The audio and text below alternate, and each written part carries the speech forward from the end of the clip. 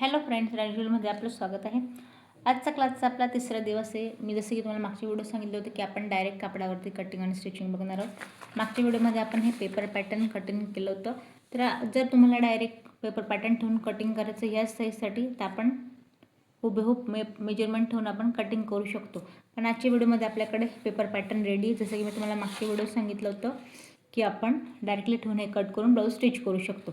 तर आज आपण याच्यापेक्षा थोडं वाढवून माप बघणार आहोत. तर हेच पेपर पॅटर्न ठेवून आपण वाढवून कसं माप बघणार आहोत आज हे शिकणार आहोत. आणि ज्यांनी हा पेपर कटिंगचा व्हिडिओ बघितला नाही त्यांच्यासाठी स्पेशली लिंक मी डिस्क्रिप्शन बॉक्समध्ये शेअर करणार आहे. तर आज आपण पाहूया हेच पेपर पॅटर्न ठेवून आपण 1 इंच साईज वाढवून ब्लाऊज इथे कट करणार आहोत. इथे मी अस्तर घेतले. आधी अस्तराच्या आत आपण जशी आपण काटशीटची घडी घालतो त्यानुसार आपण इथे अस्तराची घडी घालायची.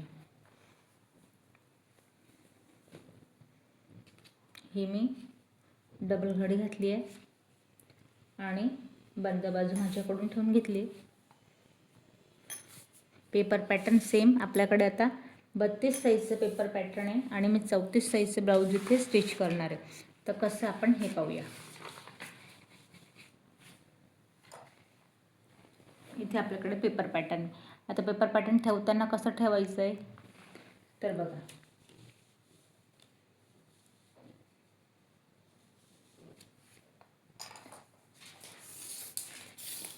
साची आपली मुंडेची उंची आहे. तर या पॉईंटला मी इथे याच पेपर पॅटर्नमध्ये आपण उंचीसुद्धा वाढवणार आहोत. तर इथे वरती बघा आपण साधारण एकला जस्ट 2 लाईन टेपच्या कमी एवढं आपण इथे वरती मेजरमेंट वाढवणार आहोत.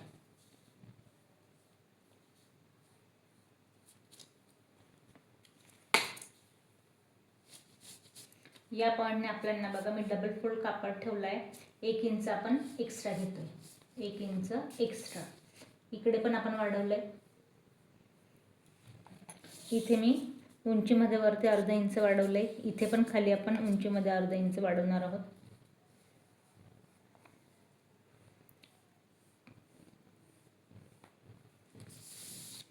आणि इथे आपला शोल्डर तर जो गळ्याचा घेर आहे आपला 2.5 इंचचा इथे एक पॉईंट ठेवला आहे. आधी इथे आहे तसं मी गळा ड्रॉ करून घेते जसं आपला रेडी त्यानुसार. पण मला यापेक्षाही आता हा आपला पाठीमागचा पार्ट आहे, मला यापेक्षाही इथे आपल्याला पसरट नेक हवा आहे. तर त्यासाठी आपण काय करणार आहोत, सोपी ट्रिक आहे, साधं आणि सोपं आणि सिम्पल ब्लाऊज आहे. याच्यासाठी करायचं काय आपल्याला 2.5 इंचचा गळ्याचा घेरा घेतला होता. या पॉईंटला मी अजून 1 इंच डीप नेक करते आहे. 9 इंचाचा गळ्याचा घेरा आहे. इथे आपला रेडी 10 झाला आहे. तर इथे आपण 3.5 इंचाचा पसरट नेक करतोय. इथे सरळ या पद्धतीने पसरट अगदी इथे बॉक्स बनवायचा आहे आणि या पद्धतीने गळ्याचा आकार द्यायचा. पूर्णपणे या पद्धतीने आकार देऊन आपला पसरट नेक झाला आहे. आता याची आपण कटिंग बघूया. जे नवीन शिकताय त्यांना समजणार नाही म्हणून परत एकदा सांगेन. याच्यात झालं काय, मुंड्याची उंची जी आपण 6 घेतली होती पेपरावरती ही झाली आपली 6.5 इंचाची. इथे आपण 1 इंच वाढवलं. इथे आपण वरती आणि खाली 1 इंच म्हणजे वरती अर्धा आणि खाली अर्धा यानुसार उंची आपण 1 इंच वाढवली. ब्लाऊजची उंची वाढली, आपण इथे गळ्याची उंची वाढवून घेतली.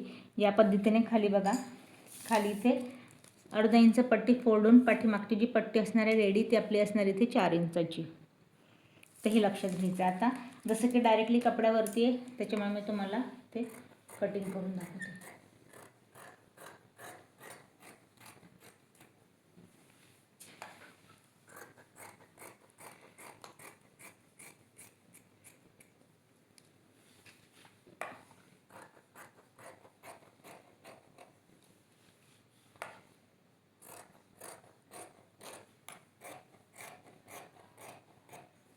या पद्धतीने हा झाला आपला पाठीमागचा पार्ट रेडी. याला पाठीमागे नॉड किंवा कुठल्याही प्रकारचं एक्स्ट्रा दाबायची गरज नाही, अगदी परफेक्ट शोल्डरमध्ये बसणार आहे. या पद्धतीने पसरट नेक मी इथे पेपर पॅटर्नचा वापर करून आपण बॅक पोर्शन काढला आहे. आता कटोरी ब्लाऊजसाठी फ्रंट पार्टचा आपल्याकडे पॅटर्न आहे, ह्याच्यात काय चेंज करायची हे आपण पाहूया. आता इथे बघा मी उरलेला कापड घेतला आहे आणि याला आपल्याला या पद्धतीने मी डबल फोल्ड ठेवला आहे. पूर्ण याची डबल घडी घालायची. आता जसं की मी तुम्हाला म्हटले, आपल्याला करायचं काय की जे आपण माप घेतले ते आपण वाढवून घेतोय. पेपर पॅटर्न ज्यांनी व्हिडिओ बघितले आहे त्यांच्यासाठी लिंक शेअर करेन, जेणेकरून तुम्हाला सगळं व्यवस्थित समजेल की आपण कसं पेपर पॅटर्न कट केलं आणि याला कसं वाढवलं हे आपण आता या व्हिडिओमध्ये बघतो. आता इथे माझ्याकडे कटोरी आहे. दोघे पाठची आपण कटोरी कट केलं, तर योगपट्टी कट केली होती आणि ही साईड पट्टी कट केली होती. तर आता आपण ह्या साईड पट्टीचं बघा, या पॉईंटला ही साईड पट्टी आपण दोघेही साईडला आता इथे कटिंग करायची. आपण डबल फोल्ड ठेवली आहे, त्याच्यामुळे आपल्या 2 साईड पट्टी इथे रेडी होतील. तर हिला आपल्याला ॲडजस्ट करत कापड ॲडजस्ट होईल यानुसार आपल्याला इथे ठेवायची.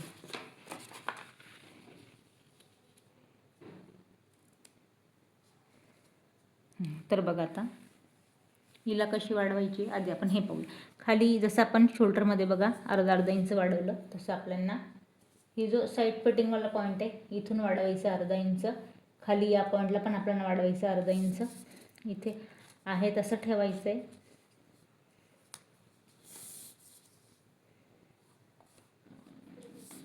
इथे वरती शोल्डरला वाढवायचं अर्धा इंच आणि या पद्धतीने साईड पट्टी मी इथे ड्रॉ करते. ही झाली आपली साईड पट्टी ड्रॉ.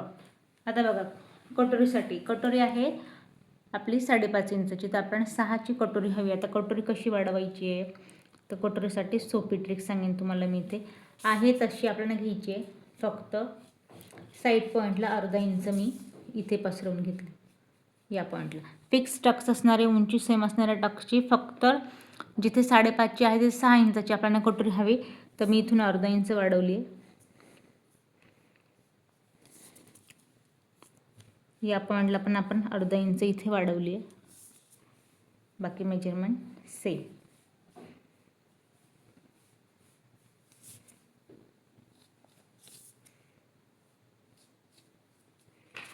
तर बघा या पद्धतीने इथे आपला टक्स 2.5 इंचाचा असणार आहे, आडवा टक्स आपला 1.5 इंचाचा असणार आहे. या पद्धतीने कटोरी ड्रॉ करून झाली आहे, साईड पट्टी ड्रॉ करून झाली आहे, आपण कट करून घेऊया.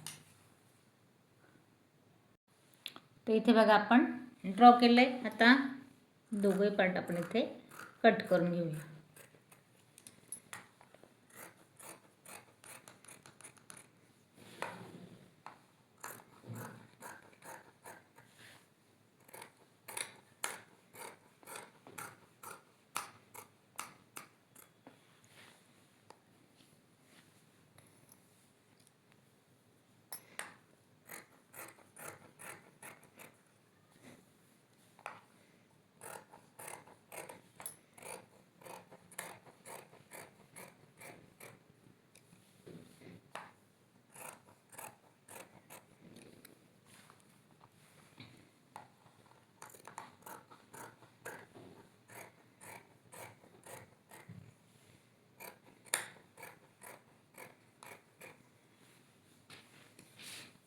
डबल घडी घातली होती. या पद्धतीने आपल्याला साईड पट्टी इथे दोघे पॉईंटला रेडी.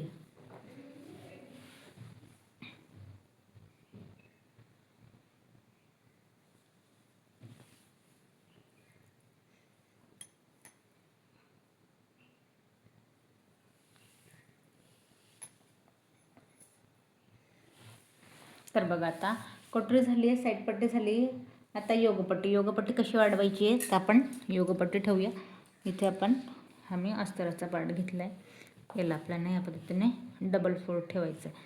इथे डबल फोल्ड ठेवला, त्यानंतर ना ही आपली योगपट्टी डबल फोल्ड ठेवायचं आहे आणि इथे अर्धा इंच आपल्याला एक्स्ट्रा हवी आहे उंचीला.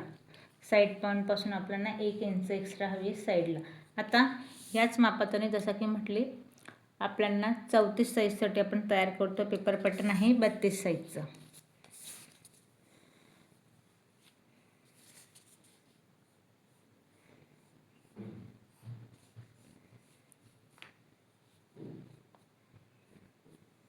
आणि त्यात आपण ब्लाऊजची उंची वाढवली आहे, त्यासाठी आपल्याला हे चेंजेस करायचे. इथे मी अर्धा वाढवलं आहे, साईड पॉईंटपासून 1 इंच वाढवलं आहे. ही आपली योगपट्टी.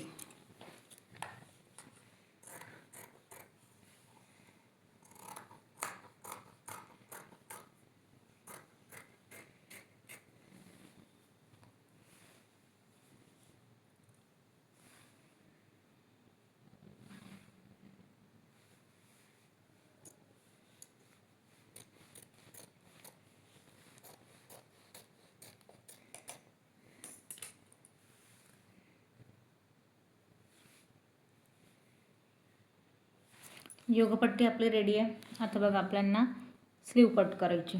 तर आपण स्लीव पण इथे पेपर पॅटर्नमध्ये कट केली होती. तर याच्यापेक्षा मला लॉंग स्लीव हवी आहे. अस्तरवालं ब्लाऊज आहे आपल्याला. तर आता यात काही चेंजेस करायचे. साधा ब्लाऊज असेल हेच ठेवायचं, डायरेक्टली कट करायचं आणि ब्लाऊज स्टिच करायचं. तर इथे मी स्लीवची उंची इथे वाढवणार आहे. त्यासाठी मी इथे या पद्धतीने अस्तर घेतलं आहे. याला आपण 4 कापडात घडी घालायची आहे.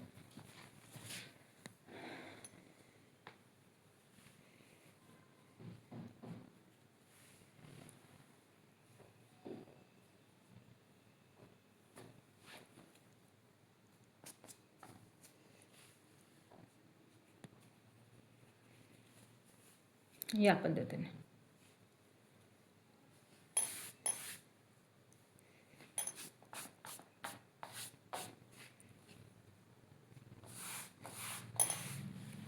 इथे मी सरळ लाईन ड्रॉ करते, कापड एकसारखं या पद्धतीने. आता बघा उंची. तर मला स्लीव इथे हवी आहे 11 इंचाची रेडी स्लीव हवी. तर आपल्याला उंची तुम्हाला मी सांगेन पेपर पॅटर्नच ठेवणार आहेत. फक्त एक उंची लक्षात यावी म्हणून मी एक 12 वरती इथे पॉईंट देते आणि फक्त उंचीसाठी मी इथे ड्रॉ करते. स्लीवसाठीचं पेपर कटिंग मी तुम्हाला दाखवली, तेच पेपर पॅटर्न यूज करून आपल्याला कटिंग करायची सेम.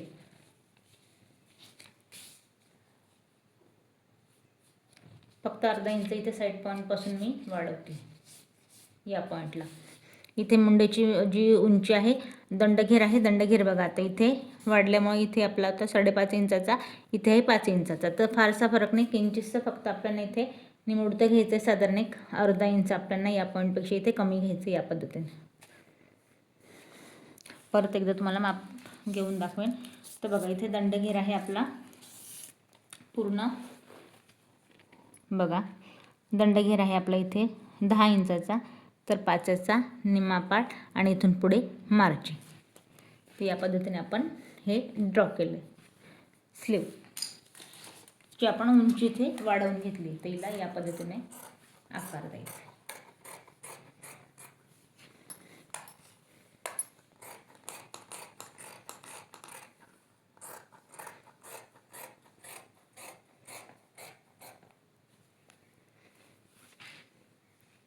स्लीव इथे आपली रेडी आहे.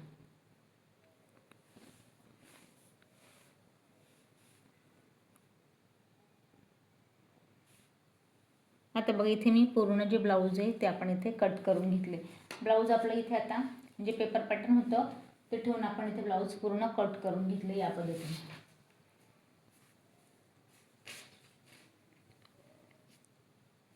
आता यात आपल्याला करायचं काय, जे मी मेन फॅब्रिक घेणार आहे या पॉईंटला, याला पूर्ण आपल्याला पेन लावून मॅच करून घ्यायचं, जेणेकरून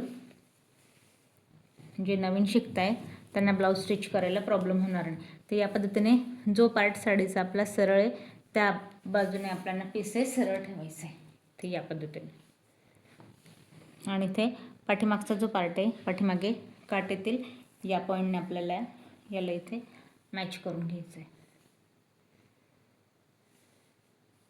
अगदीच अस्तर मॅच होईल मी ह्या हिशोबाने घेतलं नाही, तुम्हाला व्हिडिओ दिसावं त्यामुळे आपण थोडं लाईट घेतलं आहे. आता इथे मी अस्तर ठेवून घेतलं, याला पूर्ण पेन लावून आपण मॅच करून घेऊया.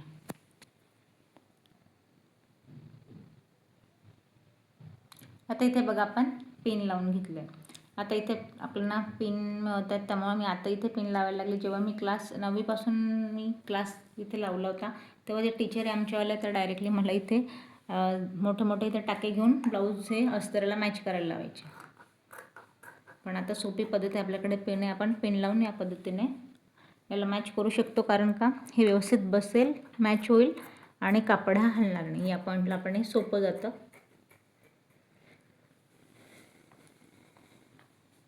आता कटोरी ब्लाऊज शिकणं हे अतिशय सोपं झालं आहे.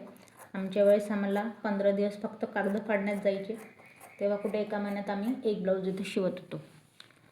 आताच्या म्हणाल तर एका दिवसात आपण आरामाने एक ब्लाऊज कटिंग करून शिवू शकतो. परफेक्ट बसणार नाही, पण नक्कीच आपण कटोरी ब्लाऊज इथे कट करू शकतो. तर इथे बघा आपण जसं मी तुम्हाला म्हटली मॅच करून घेतलं. पाठीमागचा पार्ट आपला रेडी, पाठीमागचा पार्ट रेडी. आता ही साडीचं पीस आहे आणि साडीच्या पीसमध्ये आता जसं मी पेपर पॅटर्न इथे स्टेप बाय स्टेप तुम्हाला दाखवेन. आपल्याकडे या पद्धतीने कापड शिल्लक आहे आणि काठाचा पोर्शन हा काहीसा एवढाच आहे आणि मला स्लीवला हा पूर्ण आपल्याला सेट करायचा आहे. तर हा आपल्याला कसा घेता येईल, तर आधी तर आपण याला डबल फोल्ड ठेवून घेऊ.